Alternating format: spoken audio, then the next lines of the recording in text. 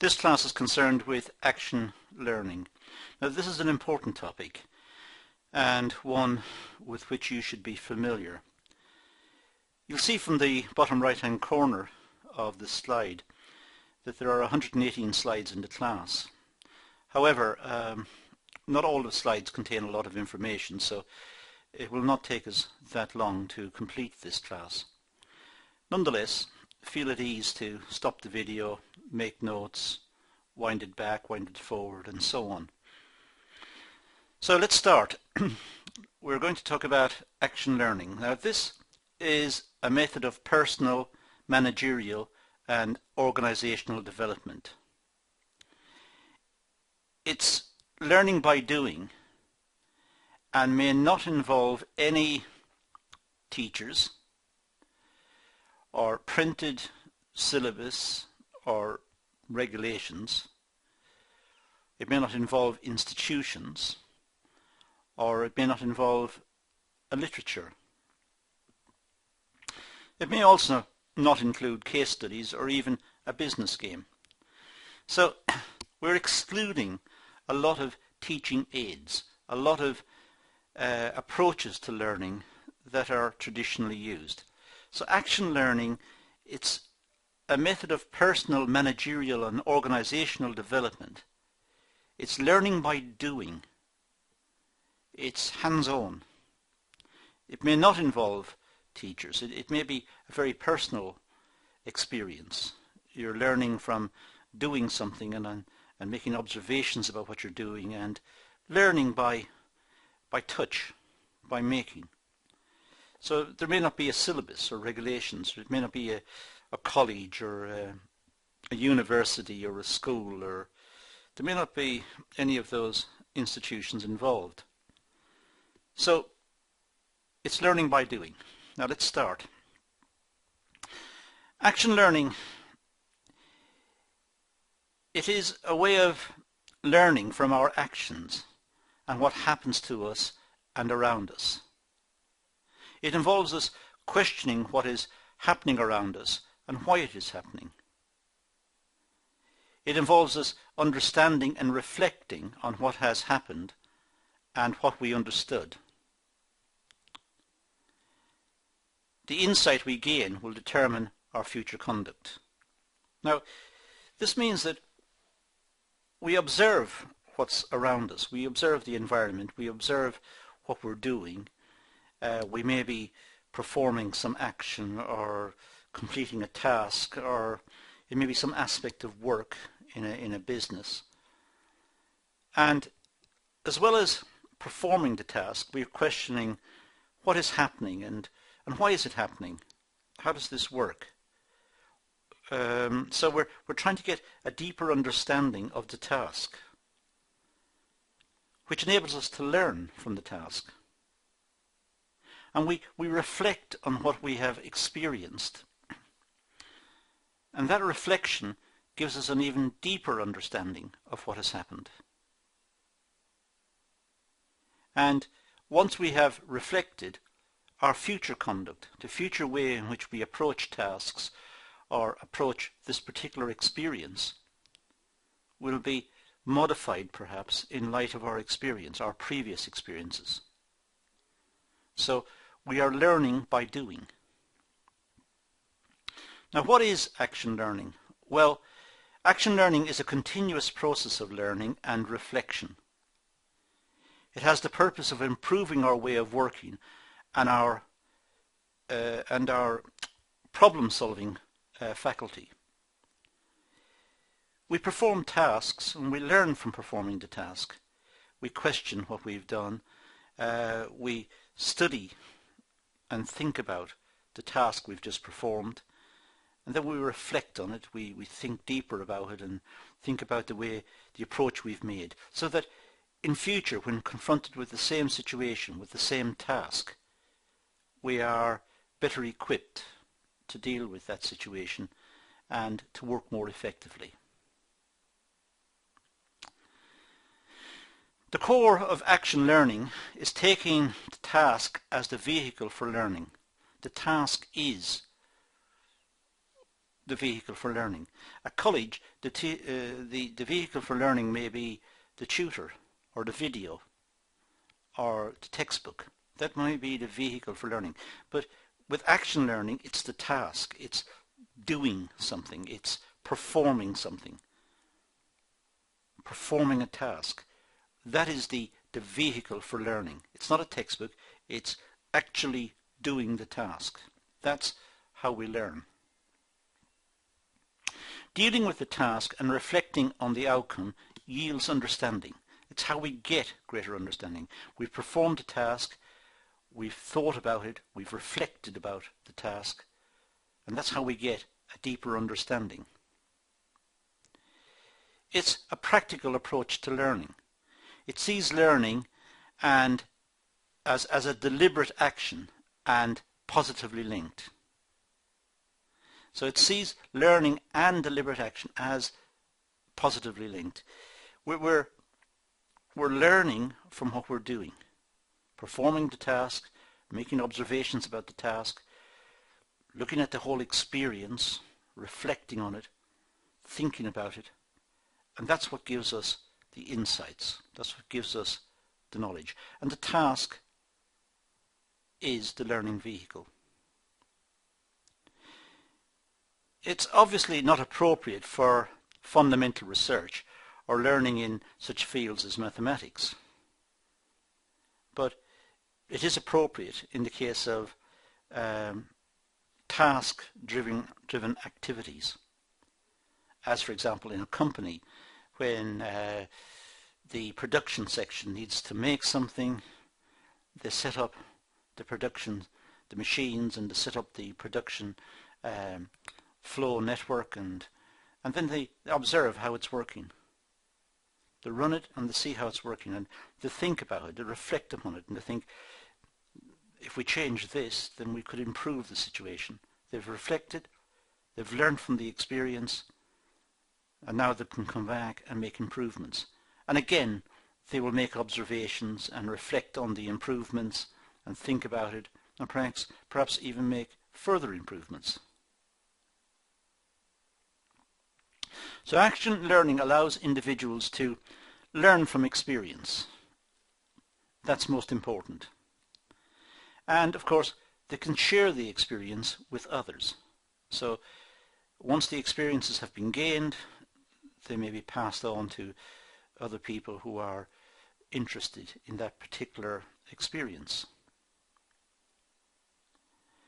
It's important that colleagues should challenge and support. When reflecting on a particular task, colleagues may challenge the way you're thinking about the task. You're thinking about the issue or the problem. So they may challenge it and say, well, why don't we think about it this way, or why don't we do that? But the colleagues can also support the way you think by improving the way we think, by making contributions.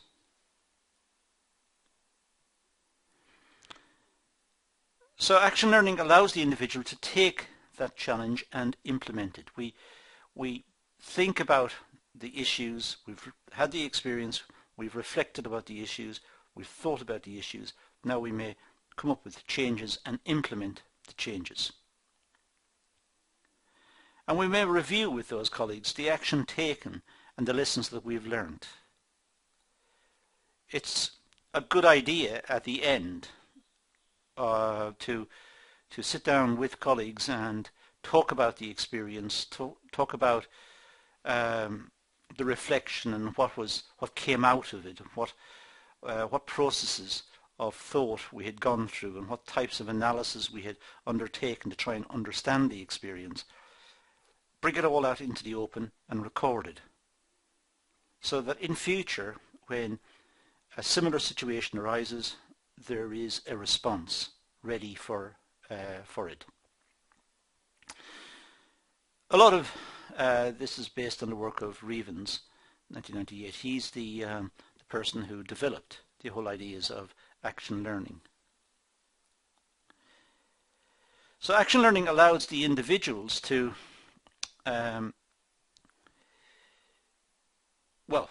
Revens developed action learning and his work may be summarized in a simple equation.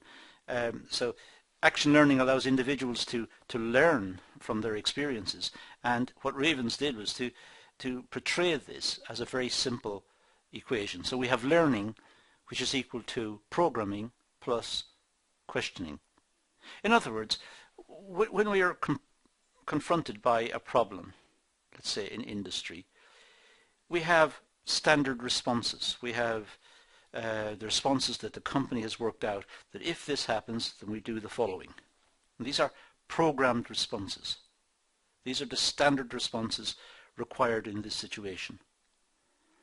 And having implemented the solution to the problem according to the documentation that the company has, the person implementing it may question it. May question, why did we do this and why did we do that, and would it not be better if we did it this way, or would it not be better if we looked at the whole situation differently? So we're questioning. So programming plus questioning equals learning. Now this was later expanded to be learning is equal to programming plus questioning plus reflecting. So we learn by taking our standard responses. If this happens, this is what we do.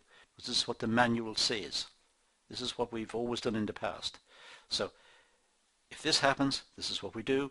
But now we also question it. We also think, is there a better way of doing it? Are there other approaches we could use? And having gone through the experience, we reflect upon the experience. We think about the whole thing and think, we solved the problem in this way, but could we have looked at other ways of doing it? And that's how we learn. So action learning allows individuals to learn in this framework. Action learning is a more hands-on and almost more dynamic way of learning. It looks at the problem, it looks at the standard solutions, the programming solutions, if you like, the ones that are written down. In the event of failure, this is what we do. But now it adds in questioning. The individual may question the programming. It may question what happened, what caused the problem, what is the experience. And then it reflects. What to avoid in action learning? Well, don't impose your values and opinions on others. Try to get a wide variety of opinions and perspectives on a situation, on an experience. And don't try to influence them, because whatever their opinions are valuable. They're worth recording.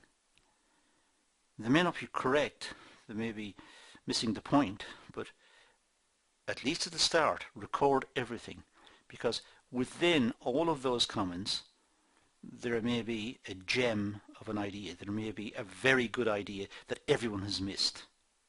So do not impose your values and opinions on others. Don't give strong and forceful advice. In fact, any advice may influence and damage the reflective process of learning. So try to leave it as natural as possible. There has been some sort of experience, perhaps a problem. Let everyone think about it and reflect on it, and then come back with suggestions and ideas and record all of them, because, as I said, within all of that there may be a really good idea that everyone has missed. But if you are very forceful and very strong in your advice, you may intimidate others about giving advice and giving their opinions. That's bad. But also, it may be the case you just simply direct them down the wrong way. Let them freely think about what has happened so that they can come back with more informed opinions. And don't be judgmental. This may damage the process also. Don't judge their opinions, and if they're wrong or completely misplaced, embarrass the others who have made a contribution. Just take their opinions and make a note of them and be polite and thank them. Along the way, those ideas can be lost, rather than embarrassing the people or intimidating them. So don't be judgmental. Don't be condescending or try to upset them for making, if you like, silly comments. The comments were not intended perhaps to be silly. The comments were intended to be constructive. They were just simply wide of the mark. So action learning should run along these lines. Criticizing or disparaging learning may damage confidence in the process. So avoid criticisms or insulting people for making silly comments as you see them. That's not the purpose. The purpose is there has been an experience. Get as many perspectives as possible on the experience and talk over the whole experience, having reflected upon it. Let everyone reflect upon what's happened and then come back as a group and try to understand what happened from the reflections, make points, and see if a new way, a new approach could be devised in the event of that situation arising again in the future. Now, the benefits of action learning, well, there's increased learning, and the skills to learn more independently leads to more self-confidence. So when individuals make a contribution, they've had an experience, they've reflected on it, they've made a contribution which may have changed the approach the next time round. They feel more self-confident, they feel more at ease. They also feel more a part of the activity. They're being valued, and that's important. It's important for them to make future contributions. So the learners become more aware and can connect learning from different experiences. In business, it's often the case that workers and managers have a variety of experiences, and they reflect upon each of them separately. But they may also look at the totality, look at all of the workload, and look at the way it's all organized, so they become more aware of perhaps ways in which the work could be performed or scheduled that's more realistic or more efficient. So learning comes from a broad spectrum of life. Learning is not just what we pick up from books. Learning is from experience, and that's one of the benefits of action learning. It takes our experiences and extracts knowledge from the experiences so that we have a much better understanding of the experience and a much better knowledge base upon which to approach practical problem solving in the future. The learner becomes more political and engineers learning experiences. Well, over a period of time, when an experience happens, the learner is more aware that colleagues may criticize him or her, or colleagues may come up with solutions, and it's important that their solutions are not adopted because it will lead to something else which is adverse to the company. Well, instead of just summarily dismissing their proposals, it's important to be more political, more polite, and gently move the people away from their position towards one which is more realistic and one which is has a better chance of long-term success. And the learner becomes more proactive in problem solving and decision making. Once the learner has gone through a learning experience and has reflected upon it and made a contribution and has seen his or her contribution being valued and perhaps being adopted, then they have more self-confidence and they become more proactive. They're looking for situations to try and reflect upon the situations, and they become more engaged in their work, more involved in their work, more motivated at the work, and more loyal to the company. They are more involved and more valued, and that's important. So the benefits of action learning. Well, cultivating a reflective approach to learning means that benefits may flow from all sorts of experiences. It's not just a problem that's arisen, perhaps, but it could be something positive, some good experience. And again, having looked at the experience and having gone through the experience, the person reflects on it and extracts the good points and looks at what could be improved even further, and looks at the whole set of connections that help to generate that experience. So there's learning in all of that, and that learning comes to the person through quiet reflection. It leads to more acute experiences, where more is learned from each experience. Well, having gone through the first experience, say within the business, the learner will go through the second one and have more confidence with the second one, as I said earlier, but also will be more equipped to deal with that experience, will, if it's a good experience, will reflect upon it and see why it was a good experience, and if it was a bad experience, look for solutions and reflect on it and come up with ideas to improve the situation. They'll become more acute, more aware of the experience and this approach to learning and to problem solving. More flexibility in the labour market as skills for learning are more finely tuned. When workers and learners have the confidence to look at experience, reflect upon it and make suggestions, they can become valuable assets within the business. And this means that workers of this type, or learners of this type, are highly sought after. They are problem solvers. They have looked at the experience, be it positive or negative, as I said earlier, looked at the experience, they've reflected upon it, and they've gained deeper understanding as a consequence.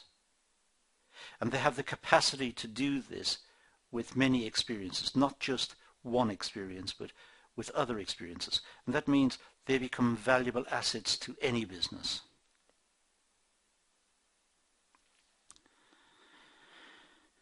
There can be good and supportive team working and problem solving. With experiential learning, it may be that groups very informally come together to look at the experience and think about it. They may talk it over a coffee. They may think about it later. When they go home, they may reflect back on something that happened at work earlier in the day and think about the way it was approached and the way the problem was approached and how it was solved. Or if it was a good experience, why was it a good experience? Why did it work that way? What would happen if something was changed? So they may involve their colleagues and work in small teams informally.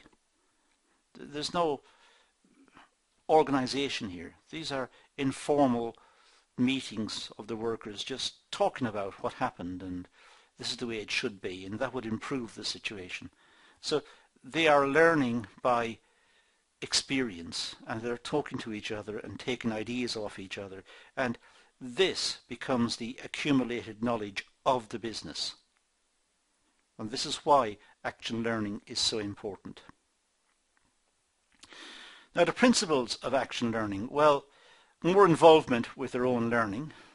the learners are directly involved with their own learning because they're looking for the experiences upon which to reflect and learn.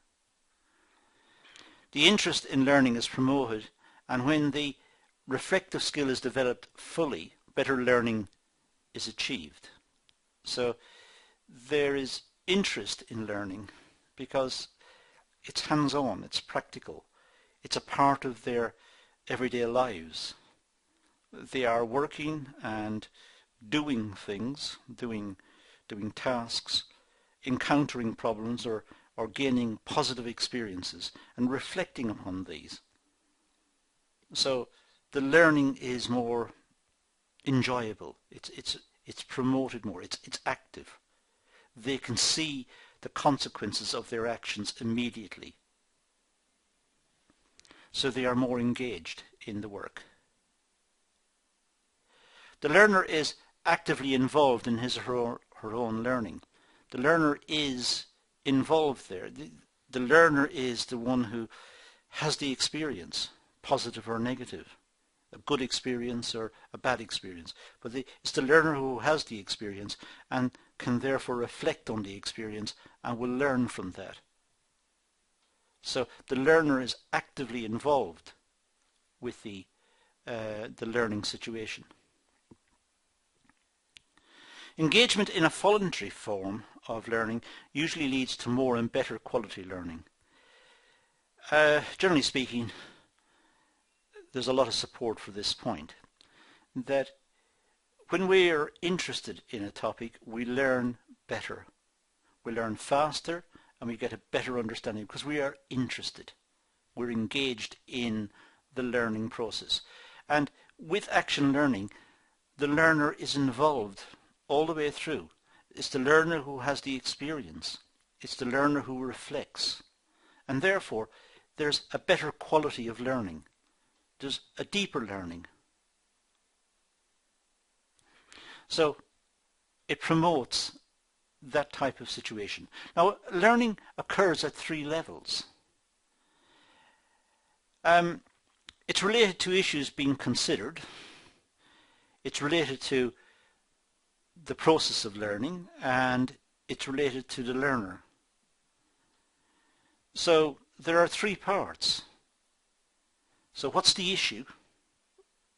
What are we looking at? The issue is a situation perhaps in business. So what are we looking at? What's the process of learning? How are we going about looking at this issue? This problem perhaps, or this positive experience. How are we going about looking at it? And the way we're going about looking at it is by understanding it and then reflecting upon it. And it looks at the learner. Now, the principles of adult learning. Well, the approach to adult learning should be supportive but challenging. I mean, adults are, they have got strong opinions about things, and be the opinions right or wrong, they have got strong opinions. So looking at adult learning requires supportive comment and challenging, but challenging in a way that leads them to consider different approaches. And once they've considered the alternative approaches, they may then voluntarily select one of the alternatives. So, generally speaking, we deal with adults in a supportive but challenging form. It's important to pay attention to what is said. Not only will it cause frustration if what's said is being ignored, but it will cause alienation. The people saying it may give up and think that their views are not being valued, so why should they make a contribution? So paying attention to what is said is important. And careful reflection following the learning experience. It's important to emphasize the the nature of reflection and explain to the learners that having had an experience, it is important to think back and to take time to think back about what happened and what was the situation, what was the problem, what was the issue, how was it looked at, how was it dealt with, was that the best way, could the reflection throw up alternatives which perhaps would have been better. So reflection is important, and it should be pointed out that it's important to take time to think back. And questioning is important. Why do we do it this way? Why don't we do it that way? And there should be ready answers to these. If there are no answers, then the whole process is haphazard. The whole process is random almost. There should be answers. We do it this way because. This is the most efficient way because. So when questions are posed, there should be standard answers. It's only when questions are posed that there are no answers that leads to further questioning and reflection and thinking. It's particularly important if the new questions, I should say, if those lead on to a more improved approach to problem solving. If that's the case, then the new questions are very important indeed. With adult learning, feedback is important. It's important to give and receive feedback. It's important that when a contribution is made, it's evaluated, it's thought about, and feedback, appropriate feedback, is given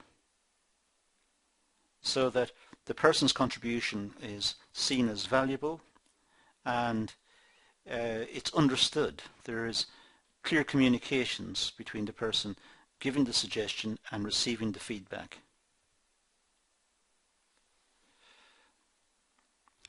Now let's talk about learning. Well, back to Evans, as I said, he's the person who developed action learning. Learning must be equal to or greater than the rate of change.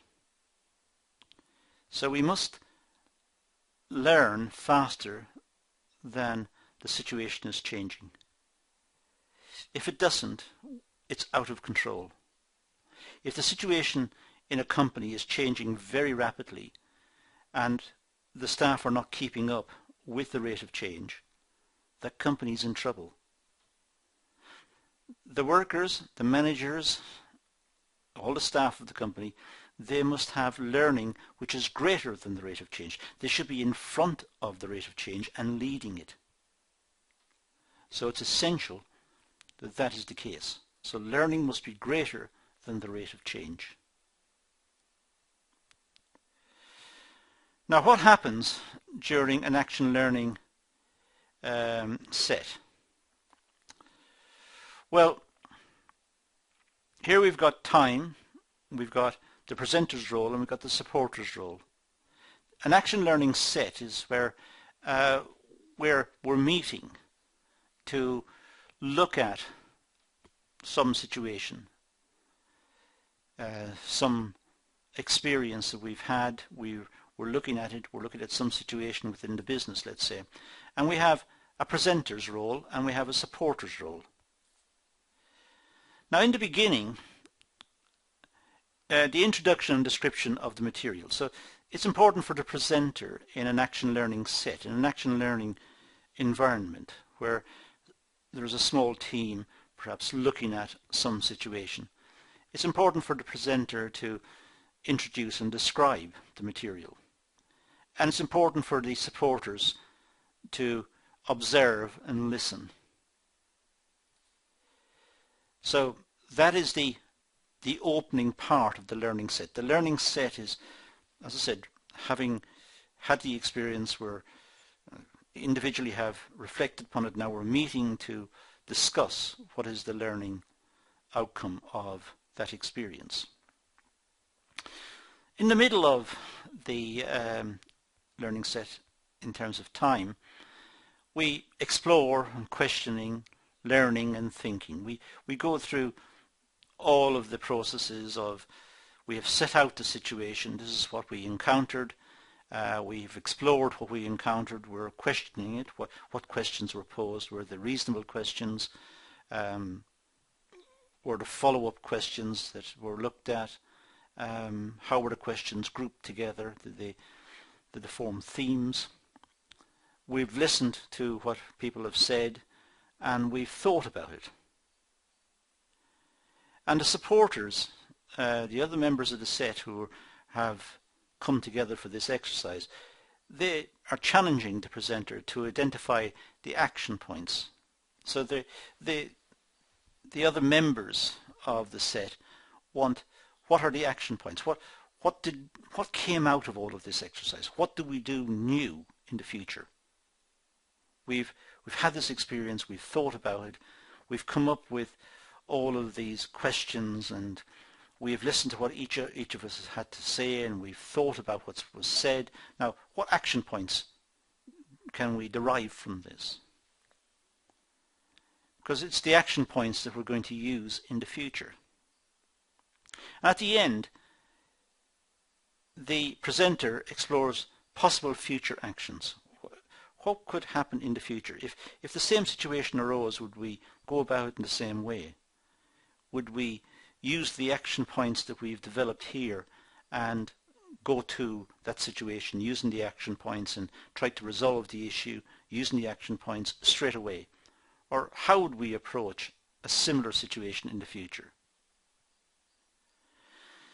And the other members of the group, the supporters' role would be questioning and challenging and reflecting and recommending courses of action. So the totality of the action learning set, this little group that have met to look at the situation, they would come up with a set of questions, a set of comments, they would reflect on the whole experience, and they would recommend courses of action, which then the presenter could take over and write up, which would be the outcome of the learning set. So action learning, as I said, is active. It's action learning is action. It's learning by doing.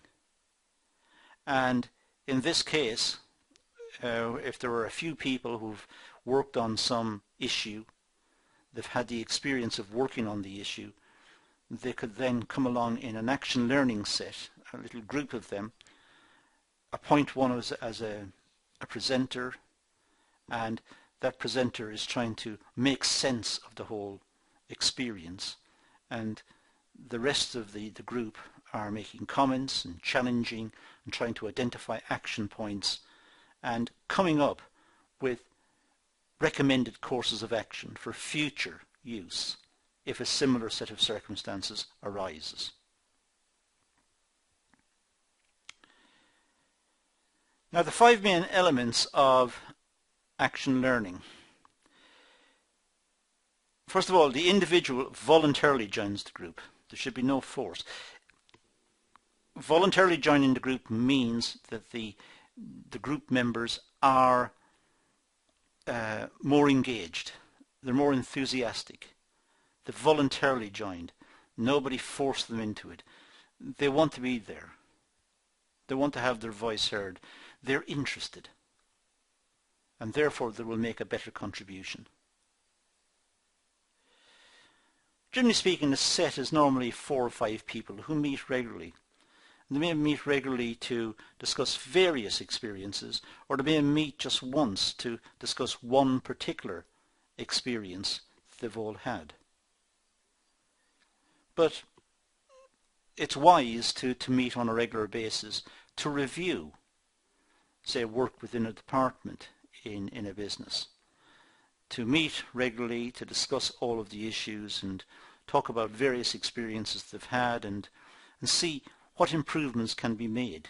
It could be made to the flow of work within the department or to processes that are brought to bear on solving problems. So it's wise to meet regularly, but as I said, it could be to just meet once to discuss one particular experience that they've all had. But it depends. Generally speaking, it's better to meet on a fairly regular basis, perhaps once every month or once every week or whatever is deemed to be appropriate. The issue or task, each person brings what they want to work on. So if it is a regular meeting, then each person may identify some issue and bring that issue for the others to consider. Now the others in the group will think about all of the issues at the end. So if there are 5 or 6 people, there may be 5 or 6 issues to consider at the end.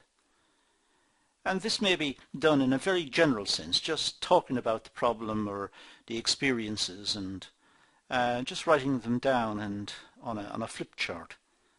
So there's a presenter who just makes a note of these, and the others watch and make a note and think about it. And then they go away and reflect upon all of these and start to think, so that the next meeting is a much richer experience. There are now lots of ideas associated with the 5 or 6 points that were made at the start. And these 5 or 6 points may be totally different aspects of work, but now there are going to be other points coming off each of them. And the process is to challenge thinking, to challenge the way it's currently done. Whatever the activity is, how is it done at the moment, and how could it be improved? Why is it done the way it is, and how could it be better organized? The facilitator, or if you like, the presenter, helps the group as it works and learns. One of the group is nominated as a facilitator, and that person simply perhaps stands in front of the others as they sit around in a semicircle and with a flip chart and just writes ideas down and just thinks generally about what's been said and asks some pertinent questions. So the facilitator, or the presenter if you like, helps the group as it works through the issues and learns from the tasks. And that set of ideas was again developed by Revens this time in 1991. Now, differences in approaches to learning. Well, we have traditional learning and we have action learning. Now I'm going to give you a sort of a table here to look at each of these. So we're going to have, first of all, traditional. We have historic case studies. It's traditional learning. We have a case study that's written up about a company and it's published. It goes into a library and students may read about it. So it's historic. It's what happened in the past.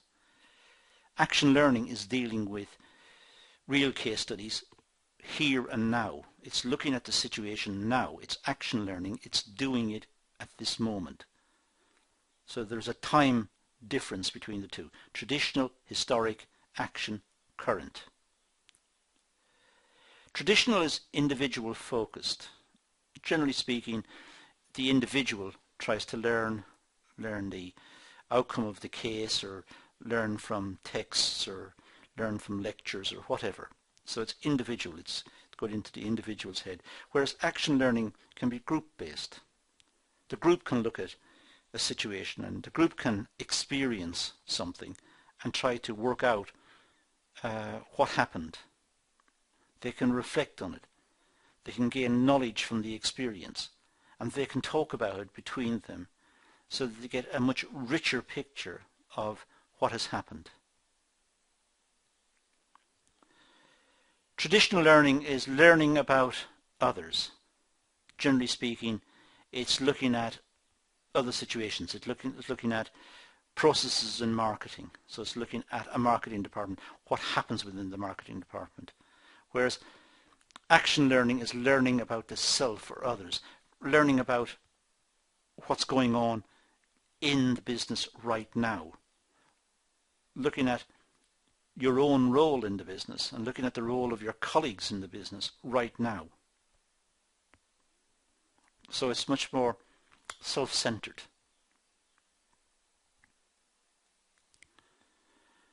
Traditional learning looks at other organizations, whereas action learning looks at to study the own organization. Looks at the organization in which you work, whereas traditional learning looks at other organizations. Traditional learning involves planning how to learn, whereas action learning is planning and doing it. Planning the learning, but also doing it, actually doing it.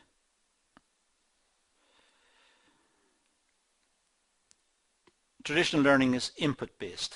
It's getting inputs and making notes from the inputs. Action learning is output and results-based. The action learning is looking at an issue and solving the issue. It's output-based. It's solving the issue, it's gaining the experience of solving the issue, and then reflecting on the experience and learning from that. So it's output-based. Traditional learning is, as I said earlier, it's past-orientated. It's looking at the past, whereas action learning is looking at the present and the future. So traditional learning looks at practices perhaps in the past that were used and looks at research that was conducted in the past into certain practices. Whereas action learning is looking at the present. There's an issue now, right now, that needs to be fixed. And that issue generates an experience for the people working on it. And they develop solutions. And they're looking to apply those solutions in similar circumstances in the future. There's very low risk of anything going wrong in traditional learning. The students go to lectures and to classes and talk to tutors and watch videos and read books, and there's very low risk involved in any of that. It's a question of picking up the knowledge and learning. Whereas with action learning, it's high risk. There is a situation, and in trying to solve the situation, the learners may make it worse before they start to make it better. So there is a risk involved in action learning. It's doing something. It's trying to fix a real situation. But in so doing, they may exacerbate the problem, at least initially make it worse, and perhaps fix it subsequently. Traditional learning is passive. It comes at the student, and the student absorbs it. So information is passed to the student, and the student absorbs the information. Action learning is active. The student has to go looking for the knowledge. They look for the experience, they've had the experience, they reflect on the experience, and they extract the knowledge from the reflection. So it's active. They're learning by doing. Traditional learning is theory-based. It's looking at theories and the applications of theories and testing theories, perhaps using the scientific method. Whereas action learning is practical application. It's looking at a problem and trying to solve the problem in a practical sense, making it work.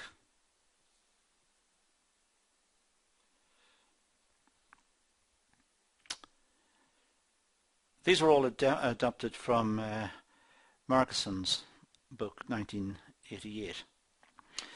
Okay, the action learning equation. Well, I've already mentioned this earlier, but let's just go across it again slightly. So we have the programming approach plus questioning is equal to learning. You'll remember from earlier in this session.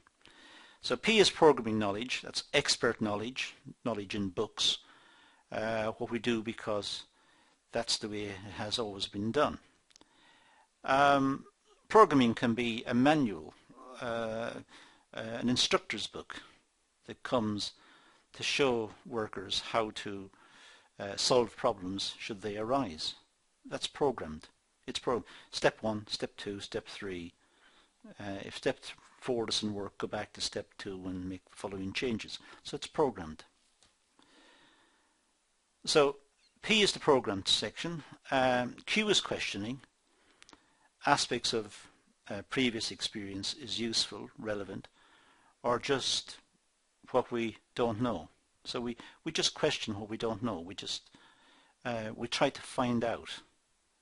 So we try to get a greater understanding by asking questions about the process that we're considering. When you put both of those together, we get the learning. It's the result of combining the programmed knowledge and the questioning, which gives us our learning. Now let's see what presenters should do. Presenters we called facilitators earlier as well. So let's have a few words about those. Well, the presenters should prepare for meetings. That's fairly obvious, I think. If they don't prepare, the meetings will not be a big success.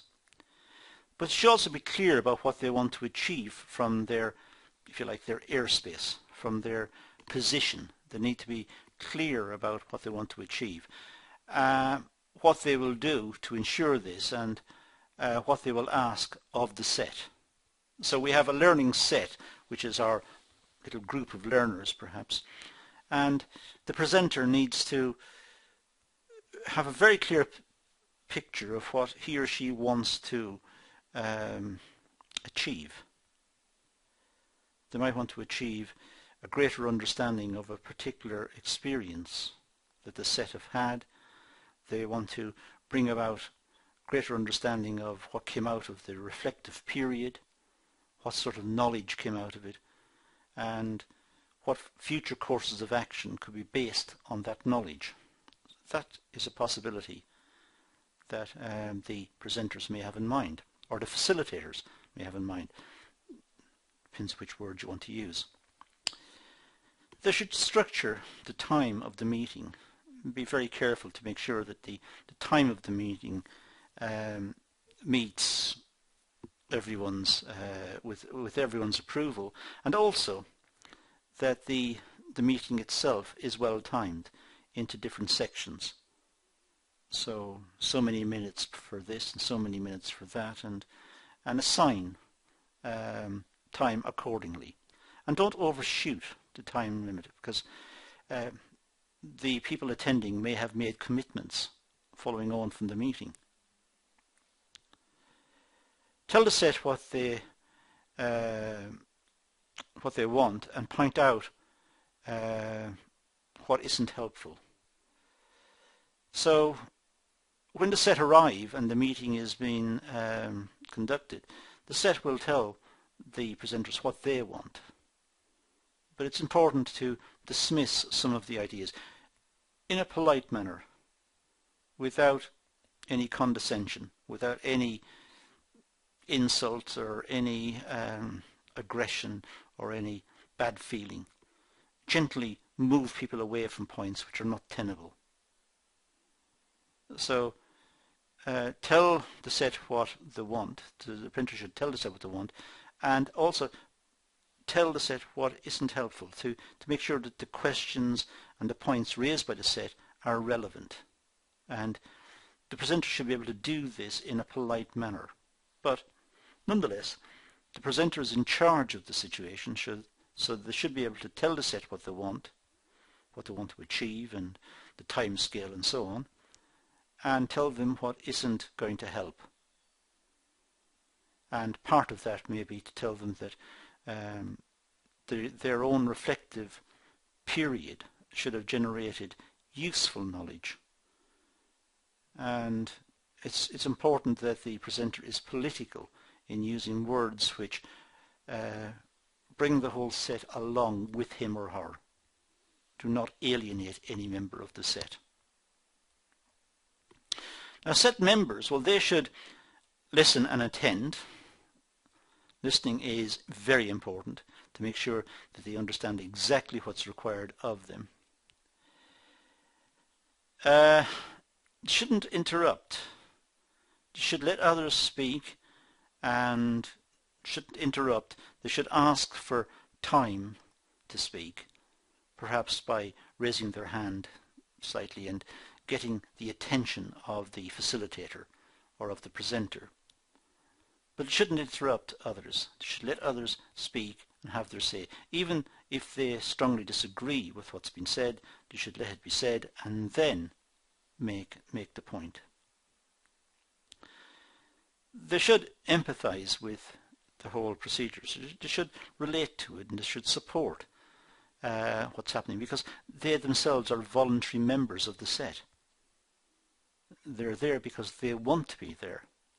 So they should be interested in what's happening. They should be supportive. They should support their colleagues when the colleagues are making points. And if they disagree, question it gently and try to get a different perspective accepted. But do it without insult or without causing bad feelings. They should be challenging. They should challenge each other. It's important that they have clear pictures of what's been said and what's been proposed. And the only way to get that picture is to challenge it and ask the what-if questions. What if we did this? Would that be a disaster? Would that lead to a bad situation? Or what if? So they're challenging what has been proposed. Try to ask helpful questions. Questions that promote the discussion and that leads the discussion into a deeper area, so that a greater understanding can be had by everybody attending. So the questions that are asked are helpful in the overall learning of the set. It's important to be clear about what they're about to say or about to ask, and consider whether it's been helpful to the presenter. So make sure that the questions are relevant. Make sure that the points are relevant. Make sure that the points that are being made relate to previous points and advance what's been said. Not just repeating what's been said before, but advance the discussion. And the points that are made should also provide information, if possible. They should give a perspective that enables the other members of the set to gain a deeper understanding of the whole discussion, because they're pointing out some deeper understanding that they have just received, that they have just realized. So share it with the other members of the set so everyone has that better experience. So offer insights and ideas, but make sure it's at the right time and in the right way. So offer the insights and the ideas, but do it being political, allowing the others to have their say and offering their ideas. Then at some point offer your own ideas.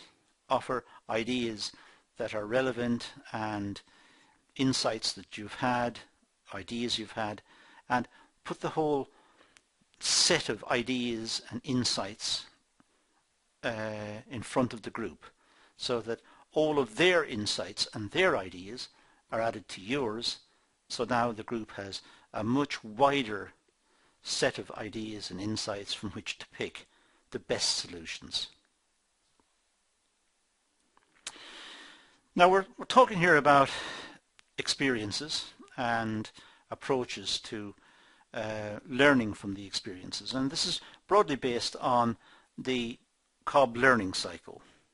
Now this is the subject of other classes, but it's very important. It's one that's often mentioned in the field of business. So we'll just run through it very quickly here.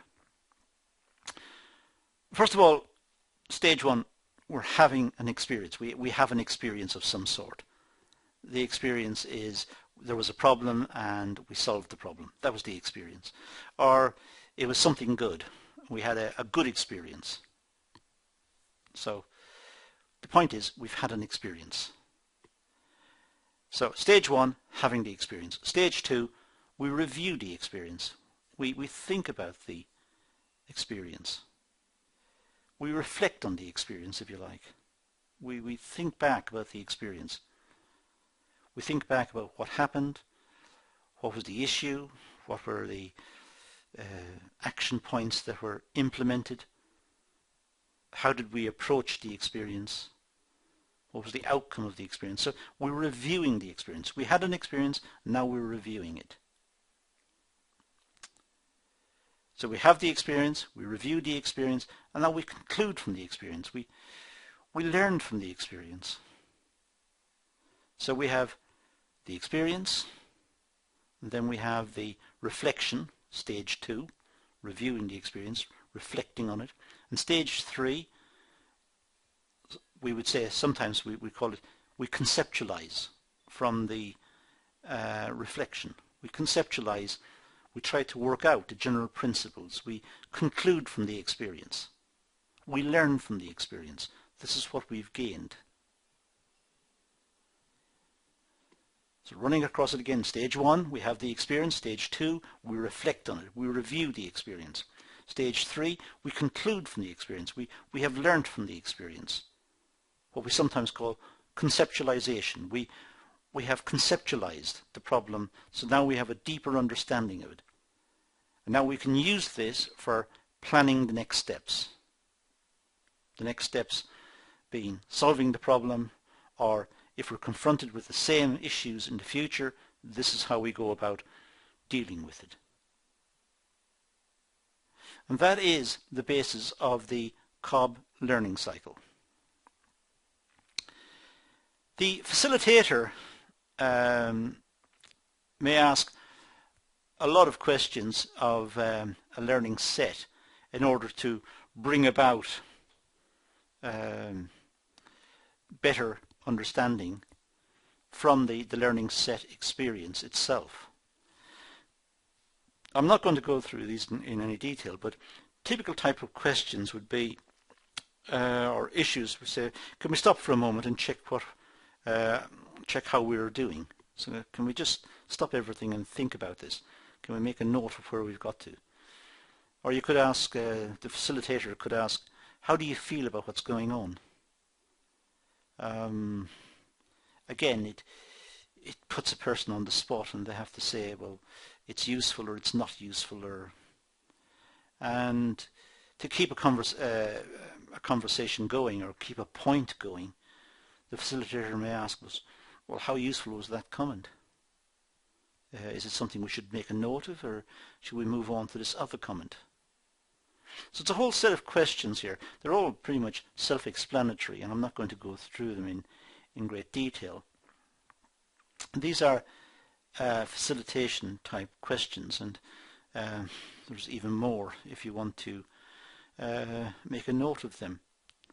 So in facilitating a learning set, these type of questions often come up from the presenter or the facilitator, and they're all designed to enable the people within the set to make points, think back about the experience, make contributions, and to keep the focus on the points in front of them, and to try and get some sort of deeper understanding and deeper outcome from the whole process. Now, closing a session with a learning set. Well, a member of the set takes notes throughout which will be revisited on the next session and kept securely in the meantime. So it's wise to record what's happening in an action set. When a group of people meet, talking about experiences and talking about ways in which they can approach the experience and improve the experience perhaps in the future, it's important to take notes to make notes of various points made. Now the facilitator may do this. Sometimes people want to use electronic recording, but the problem with using electronic recording devices is it may influence the behavior of the set.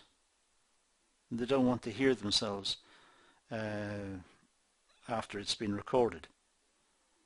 And it also means that the facilitator has to go across all of the set again to try and extract the points. So it might be better just to make notes as the proceedings go along within the action set. So the facilitator may have a separate flip chart and just make big points that need to be addressed at the next meeting. An action plan is drawn up for each presenter, which they will take away and act upon before the next session. So maybe it's the case of action points, and the action points are allocated to members of the set. So each one has a different task to consider, to look into, to research in their own way and to reflect upon before the next meeting, and come back with suggestions that they can share with the whole group. Now this has been quite a long session on action learning. It's very important. It's wise for you to go across the video several times and use the forward and backward buttons and navigate yourself around the video and make notes. And also, if you can, do some extra research into the area, do some extra reading in the area, and pad out your notes. But that's all I'm going to do on this session for the moment, so I'm going to leave it at that and say thank you for watching.